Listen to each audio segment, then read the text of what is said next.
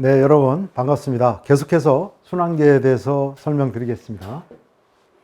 자, 심장이 스스로 이렇게 뛰는 그 자율성을 가지고 있지만은 인체의 활동 상태에 따라서 심장의 활동은 빨라지기도 하고 느려지기도 하는 것이죠. 이러한 조절은 어떻게 이루어지냐면은 자율신경계의 명령에 의해서 심장의 조절이 이루어진다 이렇게 얘기할 수 있습니다. 자율신경 하면은 이미 여러분이 알듯이 교감신경과 부교감신경이라는 것이 있죠. 그래서 요 보시게 되면은 연수라고 하는 것, 숨내라고도 얘기를 하죠. 그래서 뇌의 이 뒷부분, 척수와 연결되는 그 부분에서 이렇게 말초신경이 이제 빠져나오는 것이죠. 이렇게 빠져나와서 미주신경, 이 신경을 부교감신경이라고도 그러는 것이죠. 그래서 동물신방결절과 그 다음에 방실결절에 이렇게 분포되어 있는 것을 볼 수가 있습니다. 그래서 이 부교감신경, 미주신경이 흥분을 하게 되면은 심장은 슬로우 다운, 점점 서서히 뛰게 되고, 반면에 교감신경은 이렇게 척수를 통해서 빠져나와서 흉수 쪽에서 빠져나오게 되죠. 그래서 여기서 이렇게 시냅스를 이루고, 그 다음 시냅스 후신경이, 신경절 후신경이 이렇게 동물신방결절이나 또 방실결절, 그리고 이 교감신경은 이제 심장 근육에 직접 이렇게 분포되어 있습니다. 그래서 교감신경이 흥분하게 되면 심장은 더 빨리 뛰게 되고, 또 심근의 수축력도 강해져서 빠르고 강하게 심장의 운동이 이루어지게 된다 이렇게 얘기할 수 있고요. 우리가 운동을 하게 되면은 이쪽으로 보내지는 부교감신경의 자극은 줄어들고, 반면에 교감신경을 통한 자극은 증가하면서 심장의 흥분이 증가한다 이렇게 볼 수 있습니다. 자, 그러면 우리가 운동할 때 심장 박동수가 증가하는 양상을 보여주고 있는데요.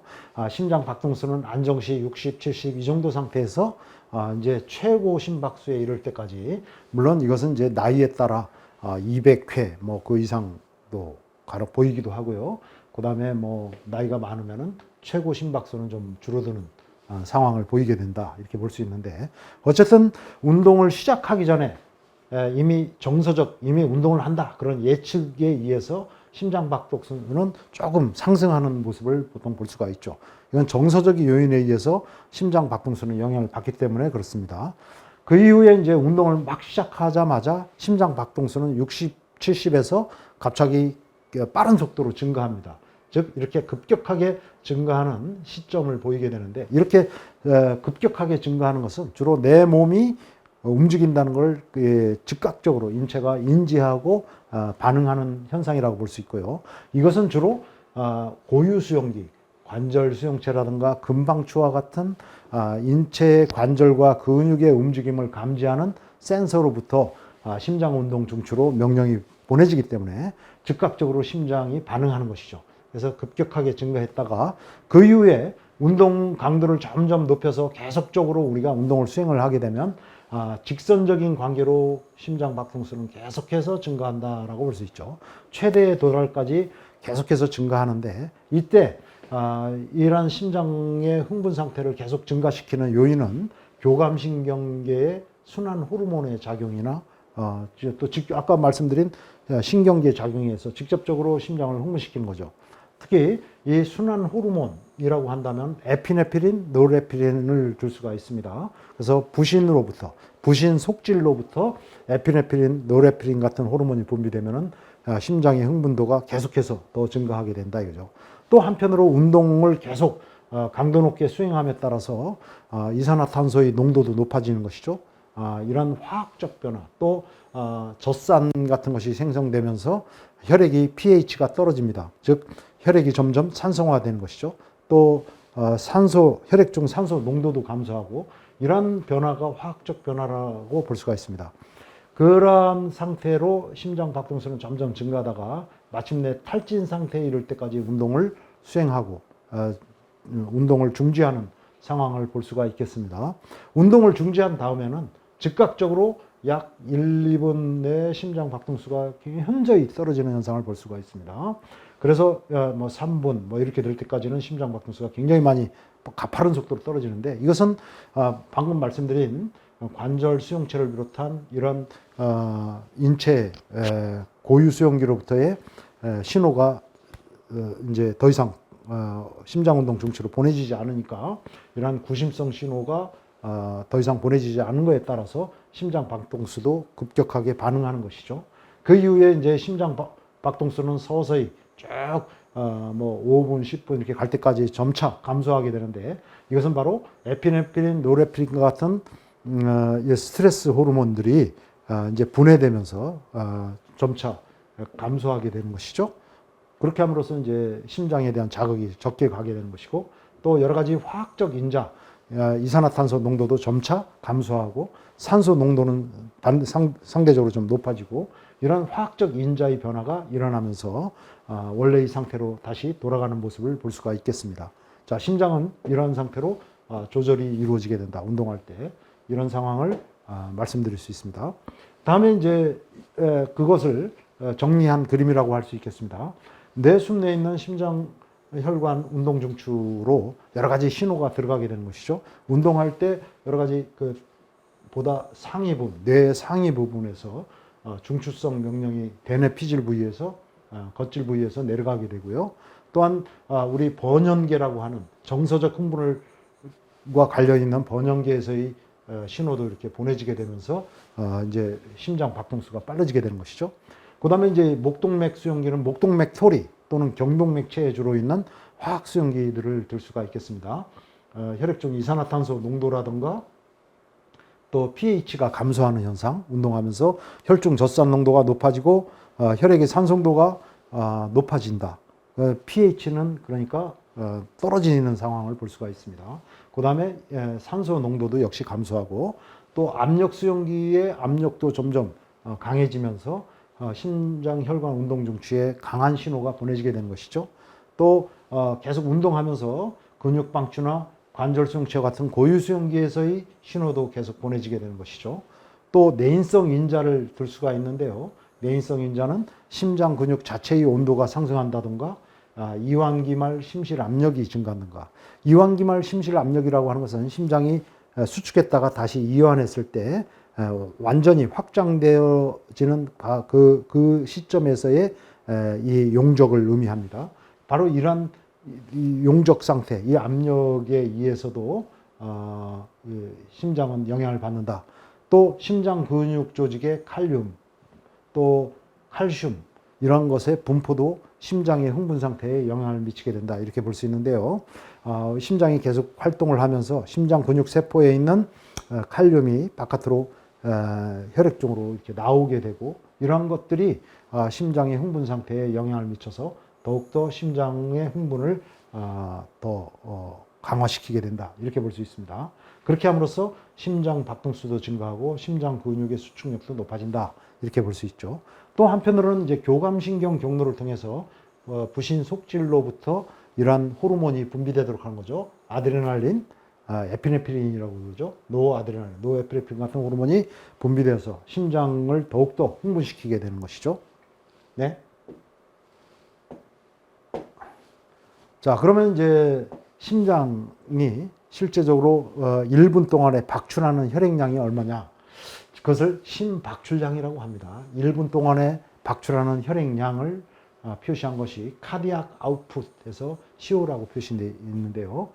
이것은 결국 심장이 1분 동안 몇 번 뛰고 그러면 심장 박동수가 되는 것이죠. 1분 동안 뛰는 심장 박동수. 그 다음에 심장이라고 하는 펌프가 한 번 수축했을 때, 펌핑했을 때 박출하는 혈액, 이것을 스트로크 볼륨, SV라고 합니다. 심장의 1회 박출량이고 한 번 박출할 때마다 몇 밀리리터를 박출하느냐로 표시될 수가 있죠. 그래서 예를 들면은 심박출량, 그 카디악 아웃풋이라는 것은 스트로크 볼륨, 1회 박출량의 심장 박동수, 허트 레이트를 곱한 것이다. 이렇게 볼 수 있고요. 그러면은 보시게 되면 안정시에는 약 5리터, 이러면 4.9리터라고 표시되어 있는데요. 예를 들어서 1분에 한 번 심장이 뛸 때마다 스트로크 볼륨이 70ml이고 1분에 70번의 심장 박동수를 보인다고 하면 77은 49, 즉 4,900ml가 되고 그래서 4.9L가 되는 것이죠. 그러나 운동을 할 때는 뭐 최대에 가까운 최대 운동을 한다면은 뭐 예를 든 것이니까요. 스트로크 볼륨은 2배 이상, 뭐 150ml 이렇게 증가하는 것이죠. 그 다음에 심장 박동수는 뭐 200회, 뭐 이렇게까지 증가한다.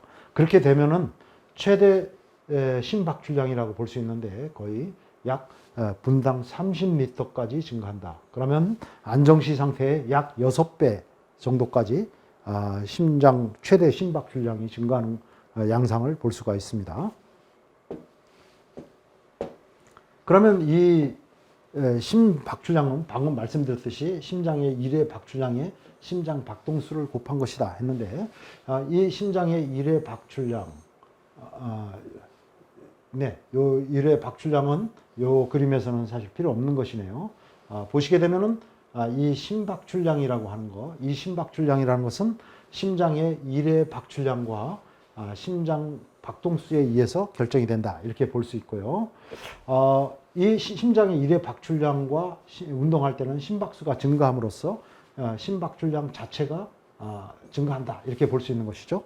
그런데 심장 박동수는 혈액 중 에피네프린, 교감신경계 흥분에 의해서 부신 속질에서부터 이런 혈장 에피네프린이 증가함으로써 심장의 박동수도 증가하는 것이죠. 심박출량도 역시 이것에 의해서 영향을 받아서 증가한다 이거죠.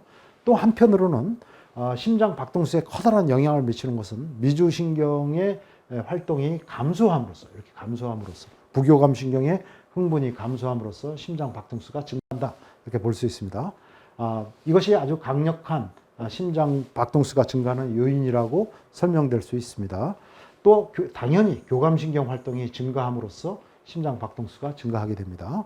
또 이 교감신경 흥분의 활동은 1회 박출량의 증가, 심장 수축력을 높여주기 때문에 1회 박출량을 증가시키는 요인이 되기도 하는 것이죠. 또 한편 1회 박출량을 결정하는 요인은 이완기말 심실용적이라고 볼 수가 있겠습니다. 그래서 심장이 수축했다가 다시 확장할 때 이때의 용적이 크면 클수록 더 많은 혈액을 갖다가 담게 되고 또 그 다음에 박출할 때 더 많은 심장의 혈액을 박출할 수 있게 되는 것이죠. 그래서 이완기말 심실용적이 1회 박출하는 걸 결정하고 궁극적으로는 심박출량을 증가시키는 요인이라고 얘기할 수 있겠습니다. 자, 그러면 심장의 또 이런 변화를 우리가 설명하기 위해서 기립성 저혈압과 같은 현상을 좀 여기에 나타내고 있는데요. 이 혈액, 즉 좌심실에 담겨 있는 혈액이 대동맥판을 통해서 온몸으로 보내지게 되는 것이죠. 바로 이 대동맥 활벽에 이런 압력 수용기들이 있는데요. 이것이 이제 우리 인체 혈압을 갖다가 변화를 갖다가 감지해서 이렇게 심장운동 중추에 보고를 하게 되는 것이죠. 이렇게 이제 압력 수용기에서 보고를 하게 되는데 예를 들어서 우리가 누운 상태에서 갑자기 일어나게 되면은 중력의 영향을 받기 때문에 순간적으로 여기에 있는 압력이 감소하게 되겠죠. 그렇게 되면 즉시 심장 운동 중추에 압력이 떨어졌다는 보고가 올라가고 그러면 심장 운동 중추에서는 교감신경을 통해서 바로 요 동굴심방 결절에 명령을 하달시켜서 심장을 더 빨리 뛰도록 합니다. 심장을 더 빨리 뛰게 함으로써 떨어진 압력을 회복시키도록 하는 것이죠.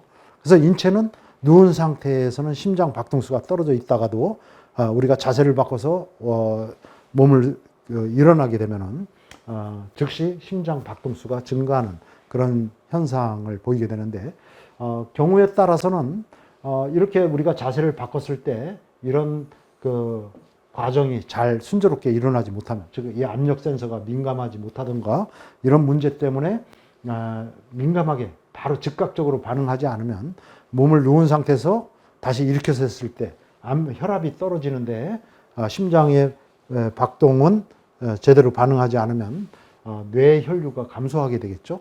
그래서 현기증을 느끼고 또 어지럼증을 갖다가 호소하게 되는데 이러한 현상을 기립성 저혈압이라고 이야기를 하는 것이죠. 네. 자, 또 한 가지 우리가 운동할 때 인체의 혈류의 변화 양상을 이해하기 위해서는 blood flow distribution, redistribution입니다. 혈류 재분배라고 하는 현상을 잘 이해할 필요가 있습니다.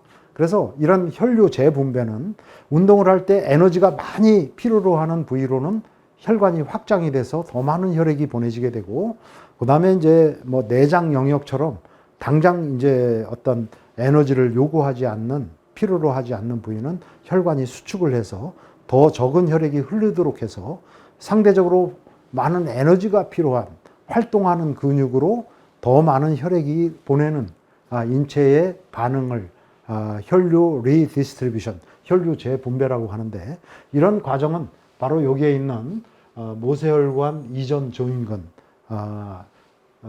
전 모세관 괄약근이라는 말로도 과거에는 불렸는데요. 이런 그 특수한 근육에 의해서 조절된다. 일종의 이제 밸브죠. 그리고 이제 민문이 근육골이라고 하는, 주로 이제 이 세동맥에 주로 분포하고 있는 이런 근육에 의해서 혈관의 내경이 확장되거나 줄어드는 현상이 나타난다. 이렇게 얘기할 수 있습니다. 그래서 뭐 이 부위에 예를 들어서 이 부위가 있는 인체 세포들, 근육이라고 한다면 운동할 때는 이런 그 근육들이 이완되는 것이 확장돼서 더 많은 혈액이 세동맥과 모세혈관을 통해서 혈액이 흐르게 하는 것이죠. 그렇게 함으로써 더 많은 혈액을 활동하는 근육에 공급되는 것이죠. 반면에 이 부위가 내장 영역의 세포라고 한다면은 이 혈관들은 혈관이 수축을 해서 더 적은 혈액이 흐르도록 하는 것이죠. 그래서 상대적으로 더 많은 혈액이 활동 근육으로 보내질 수 있도록 그렇게 인체의 전반적인 조정이 일어나게 된다. 이렇게 얘기할 수 있습니다.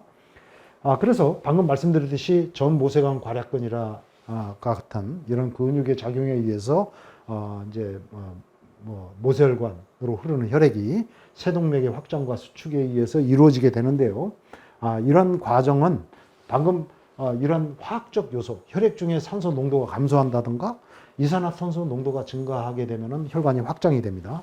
또 칼륨 농도가 혈액 중에 증가하면 역시 혈관은 확장하게 되는데, 그것은 혈관 내피 세포를 이루고 있는 이 세포들 안에 그 칼륨 같은 이런 무기질, 전해질이 밖으로 빠져나와서 혈액의 칼륨 농도가 운동할 때는 일시적으로 높아집니다.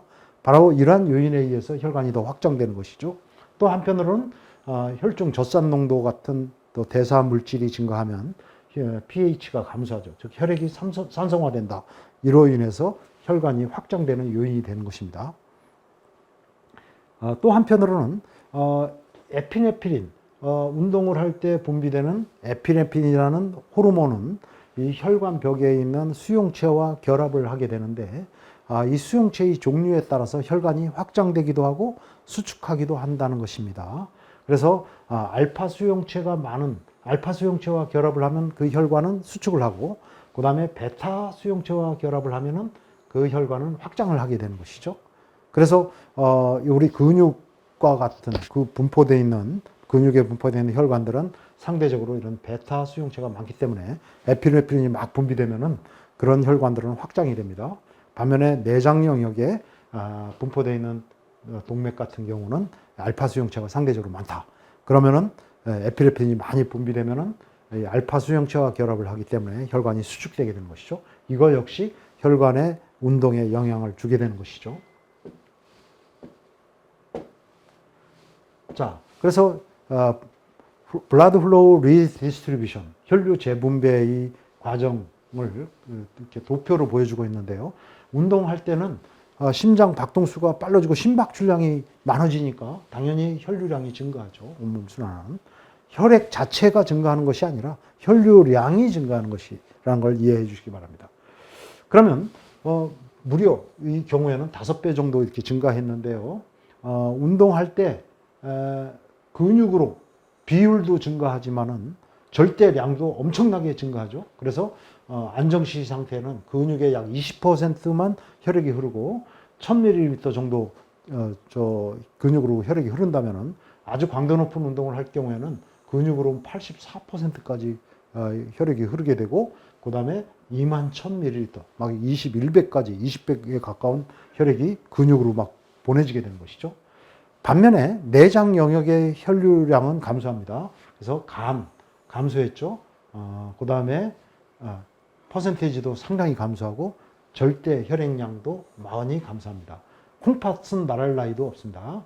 그래서 콩팥의 경우에도 현저히 혈액량이 감소한다.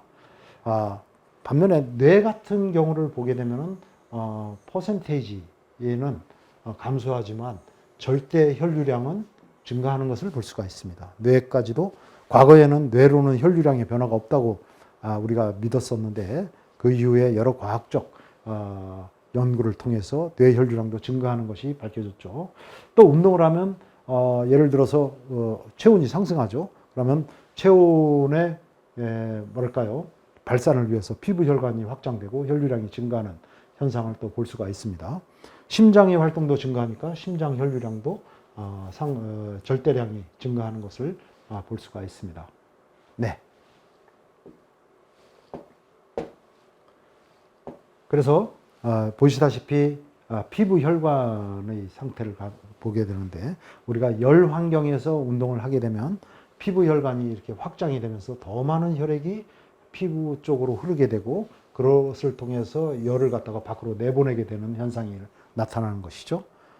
반면에 이제 날씨가 추운 환경에 우리가 노출되면은 피부 혈관이 수축을 하고 바깥쪽으로 혈액이 적게 흐르게 함으로써 열 손실을 줄이는 그런 인체의 반응이 나타나는데, 뭐 이런 식으로 피부 혈관이 확장되니까 우리가 운동할 때는 얼굴도 빨갛게 상기되고 이런 현상이 나타나는 것이죠. 자, 심하게 우리가 운동할 때는 내장 영역의 혈액량은 안정시에 비해서 80%까지 감소한다 이거죠. 그렇다면은 이 내장에 있는 간이나 콩팥이나 뭐 이런 내장, 작은 창자나 이런 것들은 어떻게 평상시보다 적은 혈액만을 공급받으면서도 살아갈 수 있을까요? 네, 그 이유는 이 내장 영역에 있는 세포들은 평상시에도 굉장히 많은 그 산소를 갖다가 추출할 수 있는 능력을 가지고 있습니다. 그래서 평상시보다 훨씬 운동 시에 적은 양의 혈액량이 공급되더라도 상대적으로 거기서 더 많은 산소를 해서 사용할 수 있는 능력을 갖고 있기 때문에 바로 그 영향을 받지 않고 그 기능을 발휘한다 이렇게 얘기할 수 있는데, 그러나 우리가 식사나 이런 상황에서는 소화 기능에 문제를 일으킬 수가 있게 되겠죠, 운동을 하면.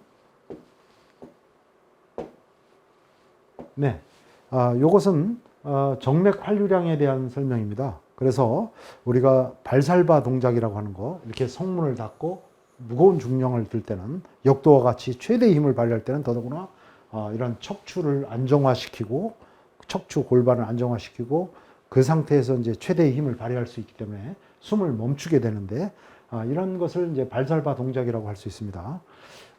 이 하대 정맥, 아래대 정맥을 통해서 이제 혈액이 심장으로 다시 돌아가는 이 혈액을, 물론 이제 위대 정맥도 마찬가지입니다. 이렇게 들어가는 혈액을 정맥 활류량이라고 얘기를 하는데, 이런 강한 힘을 쓰는 동작에서 발살바 동작을 했을 때 순간적으로 이런 문제가 발생할 수 있습니다. 즉 흉곽 안의 압력이 급격하게 상승하게 되는 것이죠. 물론 이 동작을 처음에 확 취할 때는 뇌혈류의 혈압이 급격하게 상승합니다. 순간적으로. 그렇게 되면 이제 뇌출혈이나 이런 문제, 위험성을 갖게 되는 것이라고 볼 수 있는데요. 그 이후에 계속적으로 이런 발살바 동작을 했을 때 이 흉곽 안의 압력이 높아지게 되면, 횡격막이 이렇게 올라가게 되고 흉곽 안의 압력이 높아지게 되면은, 이 정맥이라고 하는 것은 동맥의 구조와 달라서 동맥은 그 안에 민무니 근육, 즉 평활근이 들어가 있어서 운동이 가능하죠. 그러나 이 정맥은 근육이 들어가 있지 않기 때문에 상대적으로 얇고, 또 한마디로 외부 압력에 의해서 쉽게 변형이 될 수 있죠. 그래서 이렇게 흉곽 안의 압력이 굉장히 높아지게 되면 그 압력에 의해서 이렇게 눌리게 되는 현상을 보일 수가 있습니다. 그렇게 되면은 이 아래 대정맥을 통해서 심장으로 들어가는 혈액량이 제한을 받게 되겠죠. 차단되겠죠.